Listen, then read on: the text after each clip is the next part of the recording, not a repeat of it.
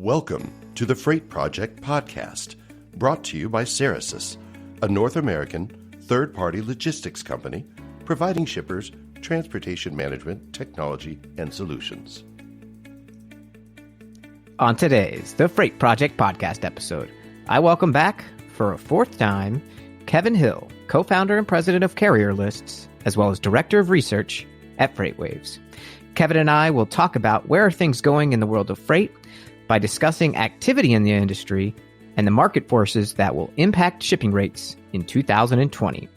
I hope you enjoy this episode of the Freight Project Podcast.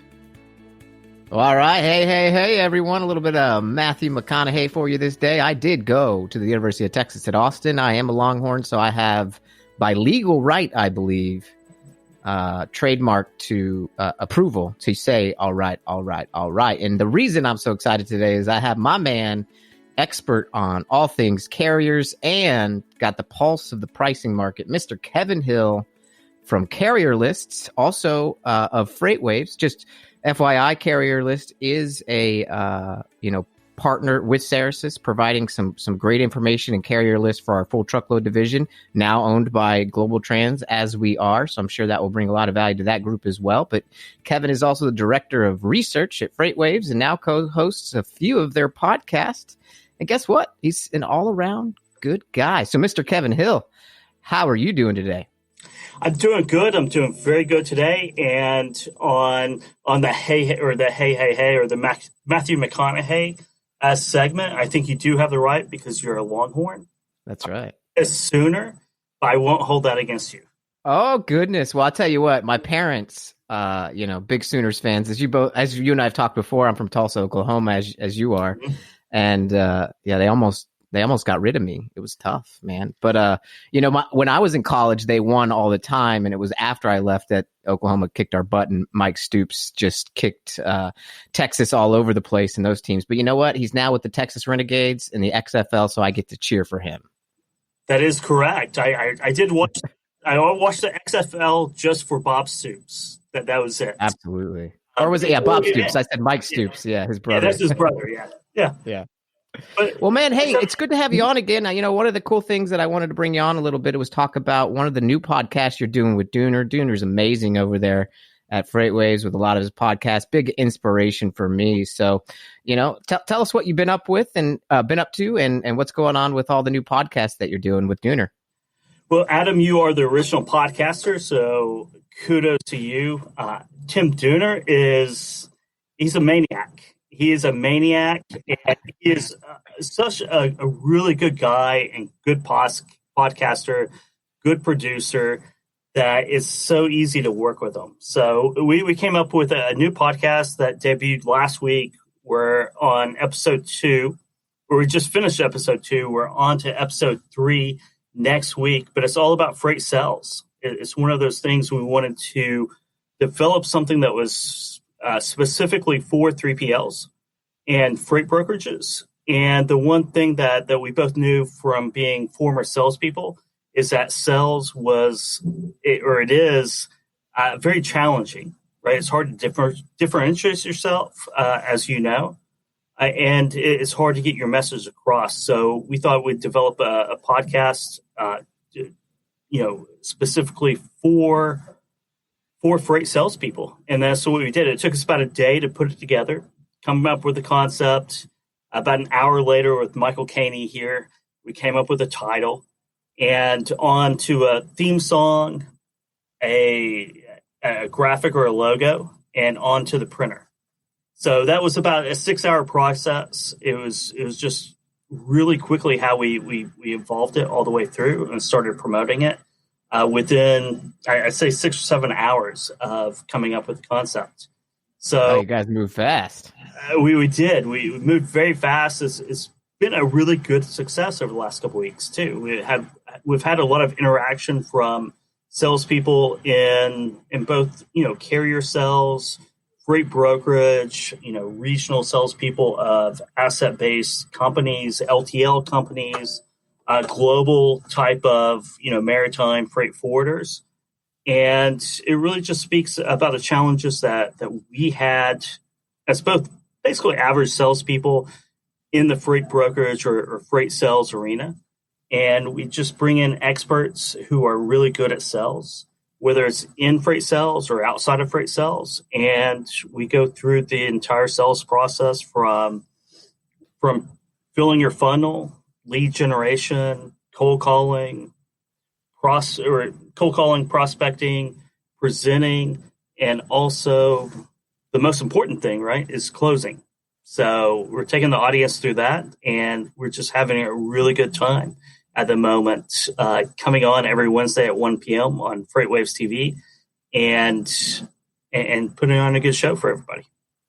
Well, excellent. Well, I'll have to make sure that all the sales folks at Cerasis and then also the folks at Global Trans are definitely catching up on that. You know, a lot of people don't know this, but I used to be on the better side of sales and marketing sales back in the day. That's how I started my career. But I got to tell you what, the pressure of closing, that's a lot of pressure. And so I went over to the dark side of marketing where I am responsible for not closing a thing. So, you know, I'm not a big fan of commitment, apparently, or closing. So I just did the front side and made the things look good and sound good so that I could help empower the sales guy. But I like, as our national sales manager, Roger Jones, says, being the man behind the curtain. I really enjoy, you know, representing Cerasis out there and helping our sales folks, you know, when they're calling people that they've maybe have heard of Cerasis, that they're familiar with some of our content, you know, and I think that what the freight world is doing right now is it's changing drastically.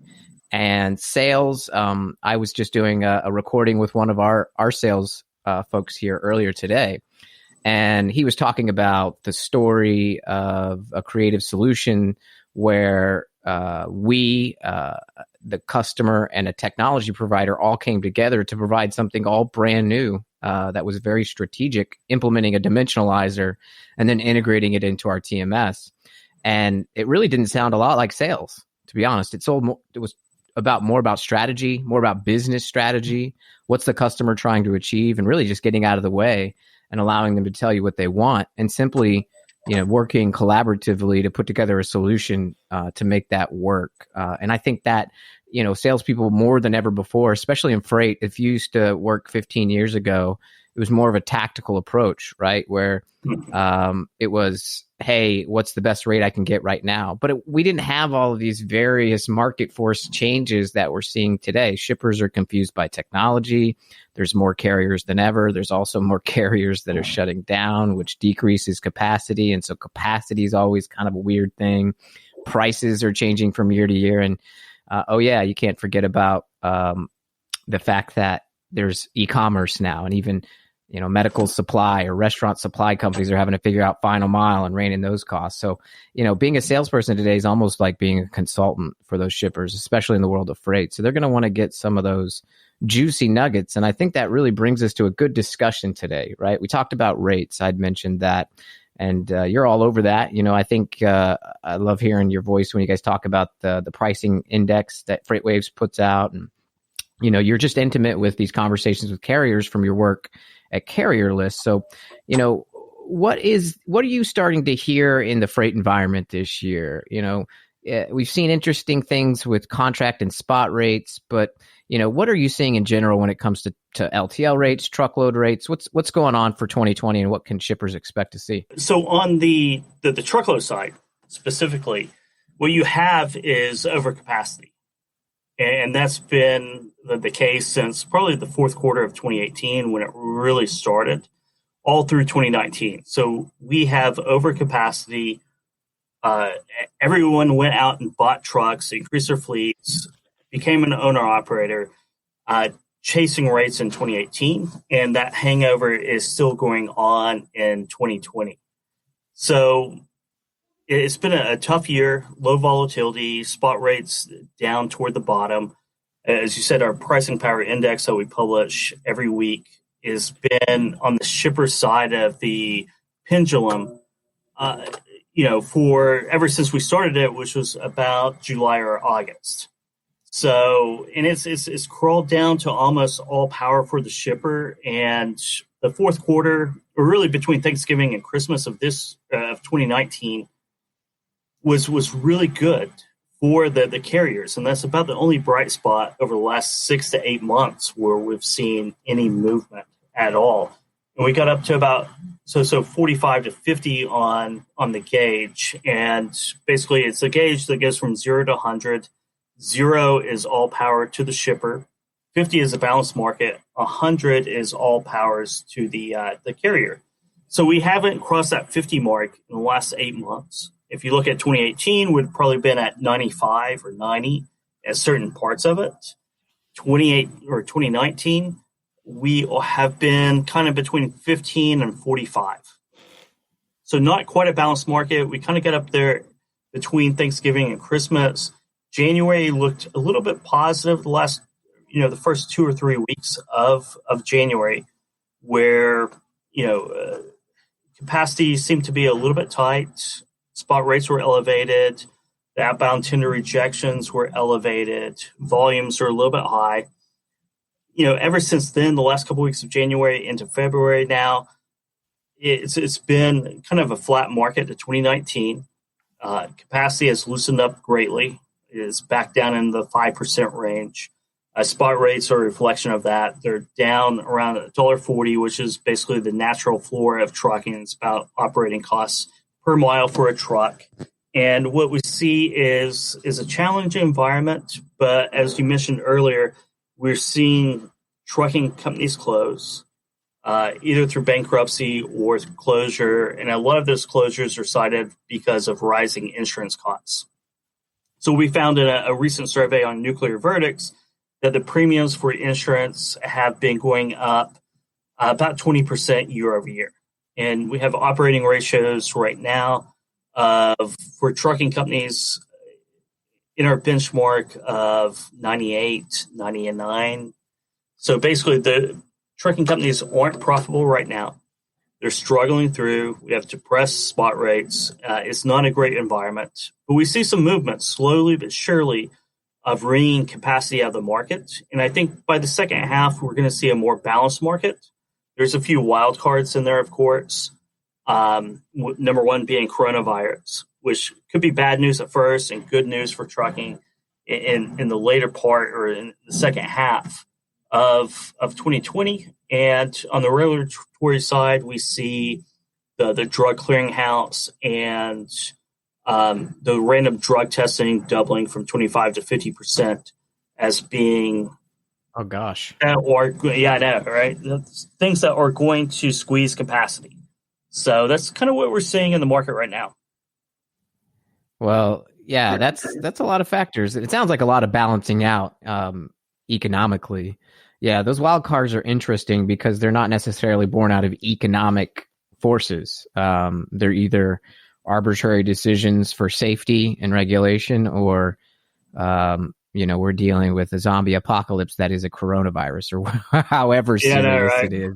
It's something to keep your eye on. And the reality is that even if you're a surface shipper, right, you're going to still be impacted when and if the coronavirus allows those Chinese ports to open up a little bit more. And, we may or may not see a surge after that. Hard to tell. There's a lot of different sectors that beefed up on inventory to get ahead of tariffs already. So they may already have, and it may have actually helped on accident, not planning for it, to have some of that inventory on hand where it may be stuck in China in certain areas. So, we'll see how that works out. But, I think from there, right, let's talk about drayage. And once it gets to the port and we start, deconsolidating that into smaller modes, and it might go to maybe an Old Dominion distribution center or terminal, and they break it down into LTL, So what do you think about LTL with all of that you said on the full truckload side? A lot of our listeners are probably LTL shippers. How does that impact them? Are they going to have to be more mindful of density-based freight? Are they going to need to buy dimensionalizers like our customer did with FreightSnap that I talked about earlier? What is it about, reclasses and reways? Are they going to have to worry about being really hyper-dinged on that, as we kind of saw last year from LTL carriers to shippers?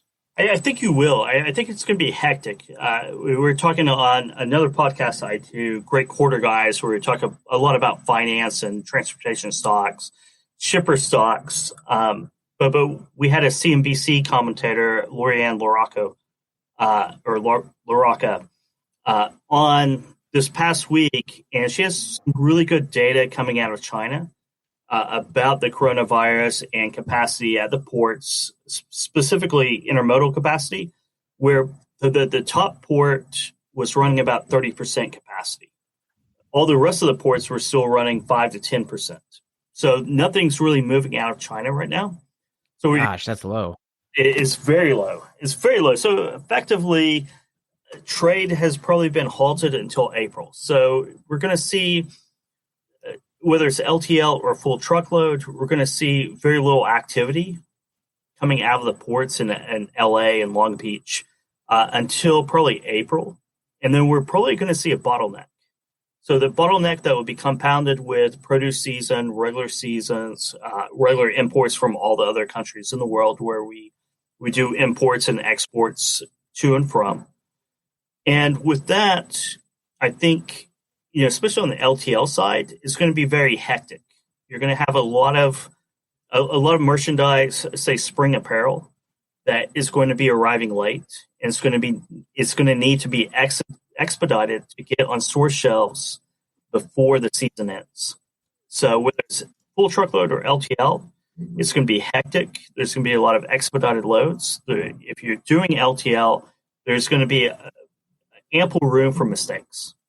So an ample room for mistakes to be made. So the dimensionalizer would be a very good investment right now, because when you go back and audit those freight bills and see the misclassifications, it's probably going to run at a higher rate than normal. And the inventories are still out there, so it's not going to be they're still out there. They're getting burned off. They've been burned off for the last probably 18 months.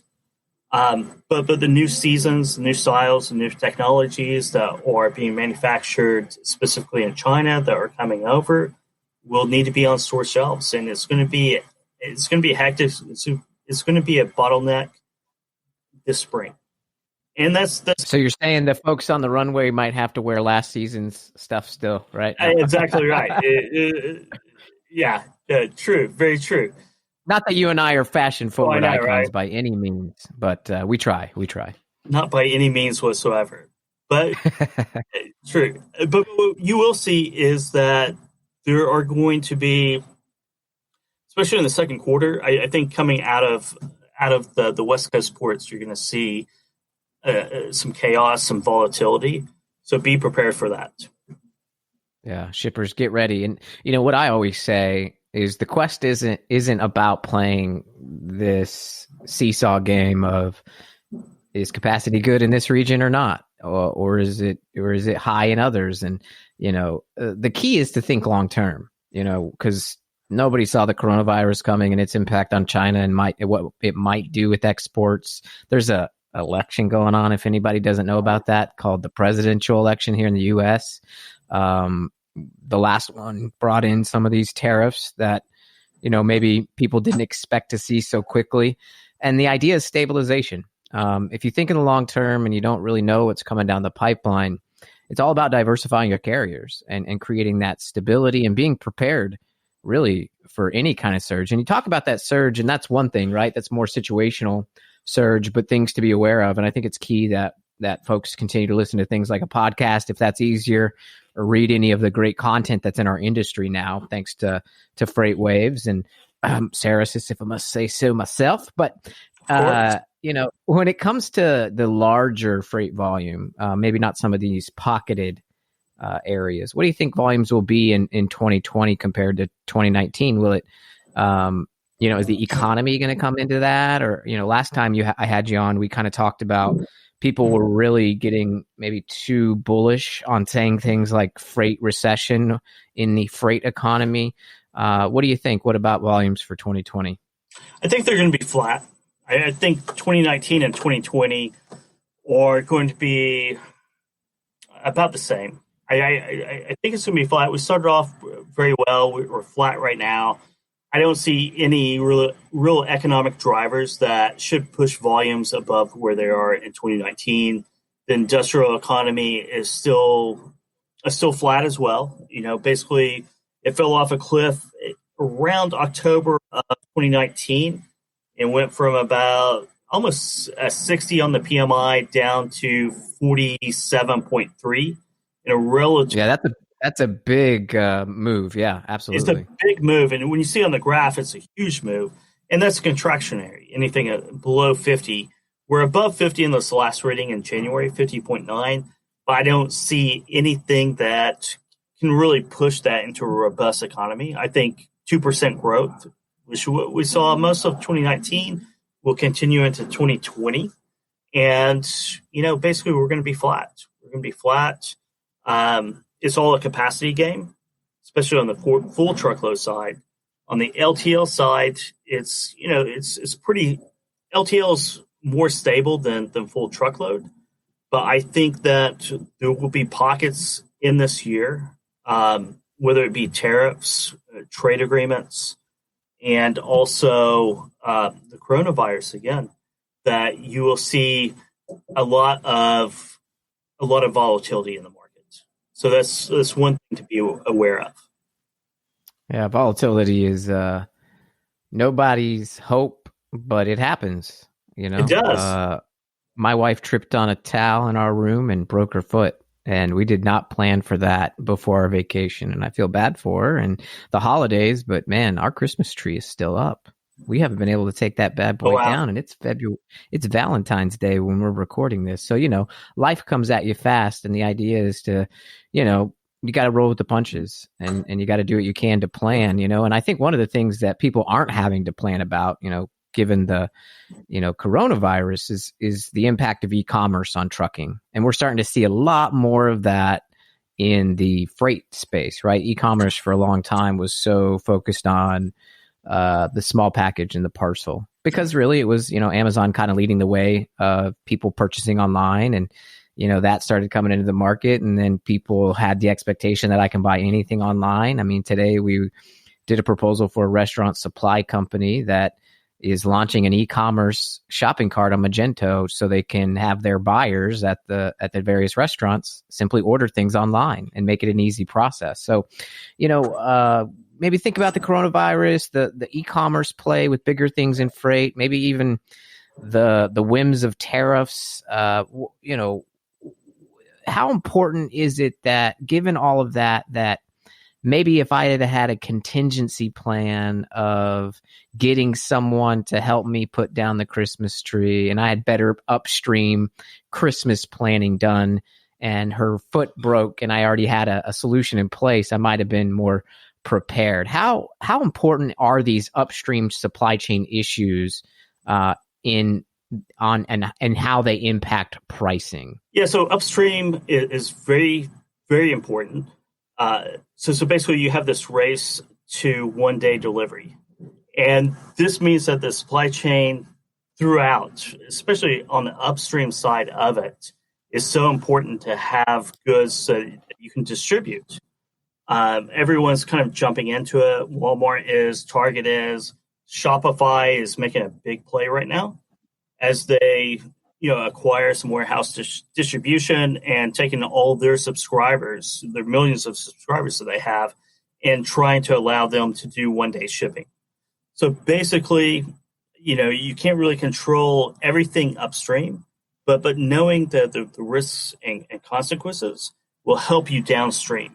It will help you downstream. It will help you get that 2 day delivery, that 1 day delivery, and be able to really react to that. Amazon's shipping costs have gone up 43% in the sequentially quarter on quarter, and they're upping the game for everybody. And you have to be as good as you can be. You might not be as good as Amazon is upstream, but you have to be as good as you can be. Yeah, put the focus on the customer, whatever that is. And Amazon's reinventing that. We didn't even ask for 2 day shipping, and they were like, we're going to give it to you, and then destroy all of the world's expectations and make everybody suffer for it. Ha ha ha ha, you evil Palpatine Amazon. No, I'm kidding. It's actually been a good thing. And that's why capitalism is so great, right? It forces us to reinvent ourselves and compete with people who are innovative and disrupt the industry, whether we like it or not. And I cry a tear for Jeff Bezos and all the pain he's created. And no, I don't. He's a really rich dude. And he split his money in half, and he's still the world's richest man. He just bought a $156 million house in LA. Oh, I will live in the doghouse. Just let me live there, Yes. Jeff, if you're listening. Maybe I'll tag Dave Clark and he'll hit it up his buddy, Mr. Bezos. Yeah. But anyway, before I let you go, we talk about all this stuff and everything going on. And, there's a lot of unknowns. There's a lot of knowns. There's a lot of information you've given out here today. But, is it easier right now to just deal with a few carriers in your network that are trusted, that are going to be fine? Or is it better to have a broad base of carriers these days that you can really pull from and maybe put within your TMS? I mean, really, carriers are like leads, so they're like sales leads, so they're like your customers. So you always want to, even if you do work with a core group that are very trustworthy and you have a great relationship with, you always want to be developing new avenues just in case, because basically we all just lived through 2018 where the rejection rates on your contracted rates went up, capacity contracted immensely very quickly. So if you don't have those outs, if you don't have that optionality of going out and finding new carriers and having the data already in place, you might not have a great relationship with the carriers that are outside your core. But if you are concentrated on always developing that relationship, it makes it much easier in a pinch to go out and find and source new carriers and start those relationships over again, or maybe continue those relationships that you had a relationship. The greatest relationships when you give freight to carriers, right? If you're not giving freight to carriers, you're not going to have a really close relationship. But if you're talking to them on a daily basis, or maybe not on a daily basis, or a regular basis, that means that when that need does arise, you have a really good entry point to go out and exercise your optionality, because there's a lot of great carriers out there. And just like there's a lot of great customers out there that might not be buying from you right now, but you still want to cultivate that relationship. So it's the same thing on the carrier side. You always have to have optionality. Yeah, hey, it's a two-way street now. It's not a zero-sum game. Carriers more than ever are willing to collaborate and work with shippers. Shippers should be doing the same and looking out for those opportunities. Now, it's all about the relationship today in freight. Whether you're in freight forwarding, you're a freight broker on the domestic side, you're a technology provider, we're all looking towards using technology to make us more strategic so we can create stronger relationships and focus on each other's business, not a zero-sum game where everybody's profitable. If Northeastern Motor Freight goes out of business, it's going to impact the industry at large. And so we've got to do everything we can. We got to diversify our carrier base is what I'm hearing, but it's also key that you don't just use carriers, that you're not just putting them on a call list for rates all of the time, but to really understand what they need and what their business is and make it a true business relationship. And that's going to be so important moving forward in 2020 to hedge any supply chain risk upstream that's out there that might flow down and impact trucking. And as you're doing your day-to-day booking and just, working with your own internal people, vendors, and customers, it's all about people, y'all, and bringing it together. And although you're a Sooner and I'm a Longhorn, we have a good relationship. And if we can do it, y'all, so can the shippers and the carriers. So, hey, Kevin, thanks. Fourth time's a charm. We're going to have you on a fifth, undoubtedly, I'm sure, just about every quarter, it seems. And you bring such a lot of value and knowledge to the Freight Project podcast. And so everybody knows kind of what you're doing out there at FreightWaves and all the podcasts you're doing and where to find that information. Where can they go? They could go to freightwaves.com. My email is khill@freightwaves.com. And also I'm all over LinkedIn, and that's my preferred social media channel. So just type in Kevin Hill FreightWaves and I'll pop up. Right on. Well, join us all on the social media conversation on LinkedIn. I'll make sure I put all the links to the podcast that Mr. Kevin Hill is featured on over at FreightWaves on this published page. And for Kevin, thank you so much again for coming on. And for all of our listeners on the Freight Project podcast who tune in each week, we can't thank you enough. We'll see you on the next one.